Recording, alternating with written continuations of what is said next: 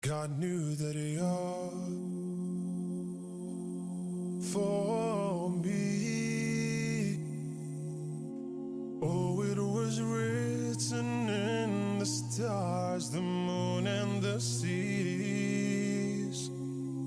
And through all your love, completed half my day. Oh, how I feel with you, January's within my reach. So I say Alhamdulillah, I pray forever it lasts, and I just simply ask. Thank you, representatives of the civil society organizations, of marriage institutions, the religious leaders present, distinguished guests, ladies and gentlemen. Assalamu alaikum wa rahmatullahi wa barakatuh. Nyinza okubanga guno gwe mukolo gwensoso okutuulako for all this long. Kubanga Hajat Shania namugambye kanzije naye ngenza okulaba ngera waliwo be nasuubiza nti nja kujja manyi ngenda kutuula nnyo naye olukamu kati babadde bampitiriddeko obwedda bali awo bakuba amasimu ne bagamba naye time.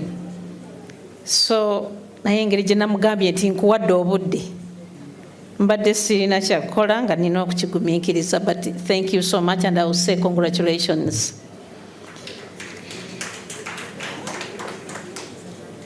I'm called Nakadaama Rukia Isanga. Like she told you, I'm the woman member of parliament for Mayuge district. By the grace of the Almighty, His Excellency the President of the Republic of Uganda decided that the third Deputy Prime Minister and Minister without portfolio will come from Mayuge. So I greet you all in the mighty name of Allah. And I bring you greetings from the office of the President and the office of the Prime Minister. I'm profoundly honored by your invitation to officiate as the chief guest on such a very sensitive but equally important and insightful event as we navigate through the nitty-gritties of polygamy as a form of marriage institution. I wish to appreciate the circumstantial theme. Chosen for today's event, Polygamy Reimagined, as we navigate through the divine imperatives of faith, reality, and emotional resiliency in modern relations and society.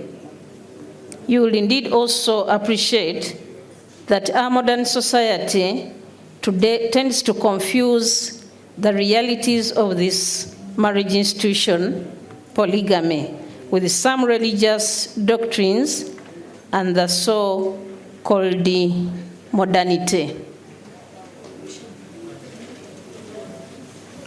I think ndowooza abantu babadde boogera wano omuntu olabira ddala nti teri muntu asuubira kubeera mu bufumbo obufaanana bwe butyo.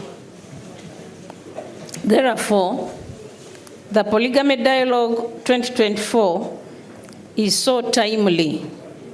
We appreciate the organizers and all stakeholders for coming up with such a platform to address, appreciate, and support individuals in polygamous family institutions. I'm sure by the end of this dialogue, all of us here will be able to have a clear understanding of the religious, cultural, and legal aspects of polygamy. Those abantu, especially abaana ab'obuwala, abaana ab'obulenzi, abakulu n'abato, ffenna tujja kuba tusobola okubitegeera nga bwe bitambula. From the religious perspective, particularly, and this is particularly from the Christian Bible, the book of Exodus, chapter 21, verse 10, outrightly gives permission for polygamy with clear guidelines. If he takes another wife, that is in quotes, for himself, he shall not diminish her food, clothing, or marital rights. Eyo Bayibuli yeyogedde ebyo. Ekitegeeza nti bw'aba asazeewo okutwala abantu abo tajja kugaana biri byonna byonna kukola ki? Okubibawa. Your responsibilities should remain. You may also have heard of King Solomon. That is in Kings chapter 11, verse 1 to 3. The third king of the Israel, who was a darling to God, but married over 100 wives, as well as King David, that is in 2 Samuel, verse 5 to 13. And David took more, that is in quotes, and wives of Jerusalem, out of Jerusalem, after coming from Hebron, and they were yet sons and daughters born to David. Waliwo ababadde babuuza wano nti polygamy yatandika ddi? Ndowooza abo mubawulira baali bali mu polygamy. Ko omuntu ng'omu bw'abanga taabisobole, basheek mujja kunsonyiwa naye mbasaba mubeere nga mukoogera bulungi. Instead of saying nze ffe tulina haki yabameka yabana, all the time that's what they say. Haki bameka? Nze nina beetu. N'obaleeta n'obateeka mu nnyumba emu, oba mu room ne mujjawo ne muteekawo curtain, omulala asula eri, omulala asula eno. Togambangako kiri temwagala kyogera. Nze mbasaba nti mukyogere, kubanga awo sirowooza nti obusobozi obulina oba okugamba nti nja kuteeka mu nnyumba emu nteekewo curtain, omwa nteeke eri ekitanda, omulala nteeke wano ekitanda. Kyembadde njogerako nti omwami abadde wano, Sheikh abadde wano, abadde abyogerako nti with this modernity tebijja kusoboka. Gwe sooka okirabe, weeteeke mu kifaananyi nti what if it was your daughter? What if it was your sister? What if it was your auntie? Kubanga bw'obagereza ku bakyala tebajja kiraba, but you need to take it to their own, and those are the daughters. Gwe muwalaawo walisanyuse okumulaba nga bamuteese mu nnyumba, I think mu room with a co-wife, kiyinza okuba nga tekinyuma. Kyebava batugamba, kubanga Qur'an yo yabitugamba byonna, bw'otegeera nti tobasobola funayo atya omu. Naye bw'otegeera nti gwe weesobola, tebabaganye kubawasa, mubatwale. Leeta omu, babiri, basatu oba bana, so long as you know that you will be justly. So nsaba basheek ne bannaffe mmwe abatusingako mu bitabo eby'eddiini mubeere nga mukatubuulira. Ate be boogera banyigiriza nnyo sayidi ey'omukyala ne bamunyiga nnyo. Omukyala okolanga bwoti, omukyala okolanga bwoti, omukyala. Njagala kino tuveeyo. Since this is a dialogue, tubulire omukyala n'omwami tukole ki? Tumubuulire. Among these people here, ndowooza yasembyeyo abadde wa Ayan, is it so? Agambye nti tulina okubuulira abawala abaffe ku universities. When we are talking about our girls at the universities, we need to talk still to the boys. Kubanga mwana wani ow'obuwala gw'ogenda okutwalira omwana ow'obulenzi nga naye si muteeketeeke. Will that marriage last? It will not last. Omwana ow'obulenzi tumubuulire n'ow'omuwala tukole ki? Naye tumubuulire. So that, we have a balanced marriage. So that is the polygamy that my sister here brought today. Kubanga bwe tunaba tuwogedde nabo bombi tujja kusanga abaana abalongoofu nga basobola bombi okubeera nga they can really manage each other. Naye bwe tunaba tubuuliddeko muwala yekka, then n'osanga omulenzi ng'ali eyo ali bibye, still that boy tagenda kusobola kumanaginga maka. Ateeseemu omu, ateeseemu owokubiri, ateeseemu owokusatu. Gagenda kumaliriza nga those are the broken homes ze tuwulira. And from the traditional point of view, ladies and gentlemen, most of us here are either products of polygamous marriages or even from single parenthood, but contributing strongly to our communities and the nation at large. It is therefore imperative that we clearly look at how best we can cope with such marriage institutions, given the fact that even the World Health Organization's report indicated that men are fewer than women world over, and a few men available also have a lot of issues. Those are challenges affecting the numbers in active marriage performances. Si bwe kiri? Tulabika abakyala tukyasinzeewo obungi. Ladies and gentlemen, I now wish to suggest at this point that if the polygamous marriage institution is to solve the existing problem of the small population of active men in the field of marriage, and in interest of protecting our African community, kawadi haka protecting hako tulina n'okukateeka ndowooza mu big letters, in the interest of protecting our African community and cultural heritage from the Western world, ndowooza mumanyi ebyayo, we need to emphasize the following values. Ekisooka, self-control of emotional feelings. Omwe muli ebbuba nimbeeramu n'obujja. Nze sijja kuteekamu bujja kyokka naye n'ebbuba. That's why I said nti lwaki simanyi lwaki twogerako kimu kyokka. Kati wano obwedda abantu boogera ku bujja bwokka. Naye ebbuba tebakola ki? Tebalyogerako. These are two things. Sometimes I salute women, ne mbayita you are heroes really. Abakyala bye bakola, abaami si kyangu bikola. Kyova olaba nti twogera ku ebbuba n'obujja. Omwami ayinza okutandika ne yeetinkuula awo yekka, naye ng'omukyala mulungi, naye nga just ayina suspicion. Nze nsuubira nti gyebiri ebyo.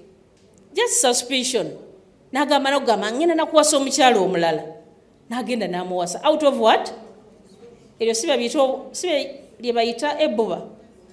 Bakiyita bbuba. Is it so? Munyambako. Lye bbuba. So I think we need self-control of emotional feelings, effective communication between spouses. Abakyala ennaku zino mulina, nze nja kubuyita bubadi. Bwe mukola omukyala n'abeera waka tayogera n'asirika, omwezi mulamba mutuli mu lusiriko. Baluyita lusirika. Mbw'oli mu lusirika. The wife at home, really. Oba okyali mukyala, ndowooza nti ekyo tisobola, si kyekyalisaanye okukolebwa. Kubanga gwe ng'omukyala oba olina ekikunyiiziza, ate obusiraamu butubuulira nti bwe tuba tunyiize enjuba tesaana kugwa nga tonnakola ki? Nga tonnagigulukuka. Naye abakyala ennaku zino munyiiga ne muyitawo, n'onyiiga ewiiki, n'onyiiga omwezi. Lwaki omwami tasobola kulaba ye kyasobola okulaba nti ekijjo musanyusa. Ate kati bwaleeta omulala ate ebbuba obujja ate ne busituka naye ate gwe wabireese kubanga onyiiza omuki onyiiza omwezi mbulero nze ennaku zino ndi mu lusirika. So I think effective communication between spouses kiri very important. Abakyala akantu ako tukajjewo. Ndowooza mulimu n'abaami abayinza okuba nga basirika bwe batyo naye mainly it is on the side of ladies. Conflict resolution management. Abaami n'abakyala wamu n'abaana tulina okutegera how do we solve our conflicts in these families. Osanga omwami ng'ate yabitabudde n'abaana, n'osanga omukyala yabitabudde n'omwami, n'osanga abaana be babitabudde n'abazadde. But how do we manage all that? It is very important that we need to know how to solve the conflicts in our homes. Women should wake up and work. Abakyala tuyiga okubeera nga tusobola okukola to contributing to our home needs so as to be valued. Abakyala mbawulidde bano nga boogera. Omukyala naawe vaayo ennaku zino kubanga mugambye tuli mu modern society. Vaayo obeere nga naawe olina ky'osobola contributing to the family. Beera ng'okola. Kumanga ojja kubeerawo otuule osabeeza akameeza saba lwaleero enkya jjuuzi bannange. Ate kati bw'anaaleeta omulala nga yasobola okukola ng'atandika okukola bw'ati ng'ogamba nti ate omwami akoze eki tetukiganye. This man has the responsibilities. Naye naffe abakyala tulina okwevaamu. Oyinza okuba nga tetusigamye nti genda okole mu office naye it depends on where you are. Oyinza okuba nga olina ennimiro, oyinza okuba nga otuula awaka, oyinza okuba nga wherever you are. Beera omuntu alina value. What value do you add to your husband? Which value do you add to your home? Waliwo omukyala abyogeddeko wano n'agamba nti abakyala abamu ffe tubyereetera.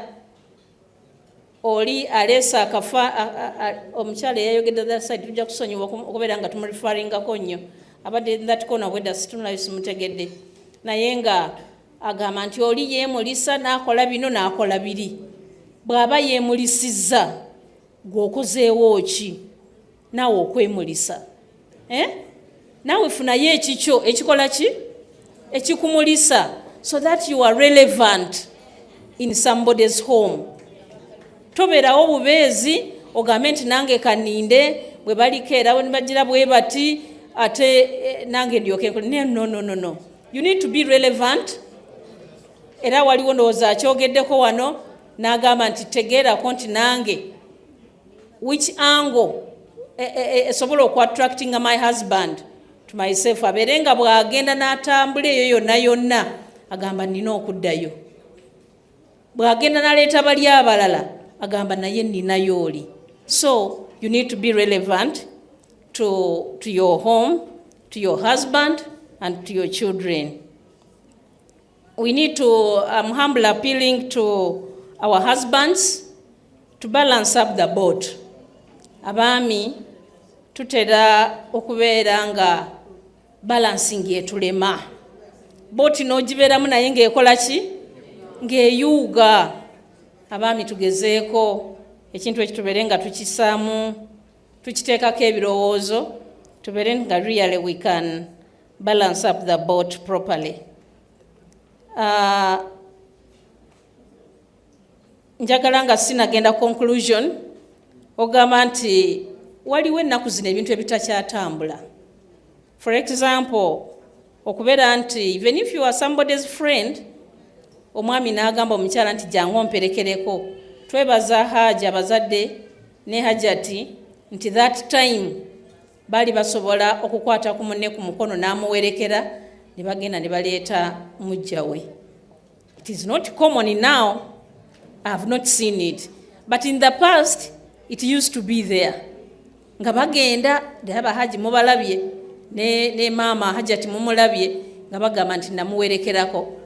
This time, mulembe guno ogwa social media gwe tulimu ogwa digital, si kyangu nnyo kulaba mbooli agenda muwerekera bagende baleete ki?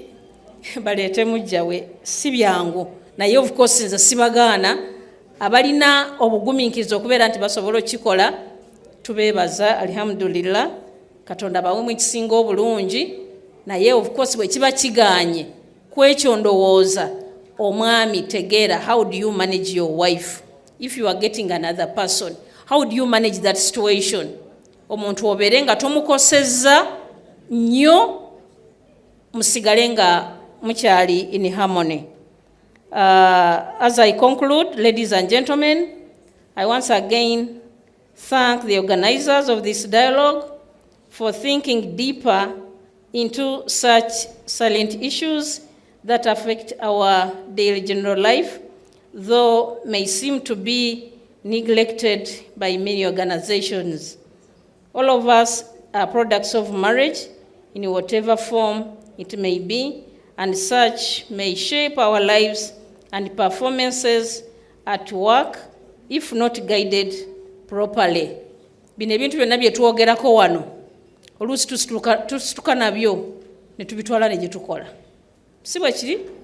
Tubitwala ne bigenda ku mirimo. Nolaba omuntu, for example, she was saying, n'atuuka mu ofiisi, omuntu n'amuyitako nga ne salamu tagimutooledde, n'afuluma, n'akomawo, n'ayogera n'oli. Sometimes nga ebimukoza bino abijjeewa nga bivudde waka.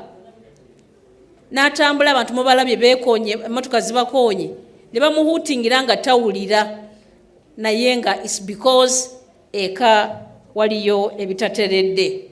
So tulowooza nti bino byonna twagala tubitereeze bisobere nga tebireeta buzibu ne ku mirimu gyaffe.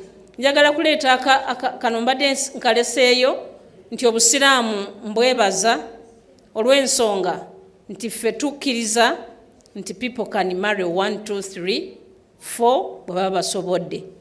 Our brothers and sisters on the other side, nga bwe tugambye, babaleeta ku bafu. Mwami amaze kola ki? Kufa.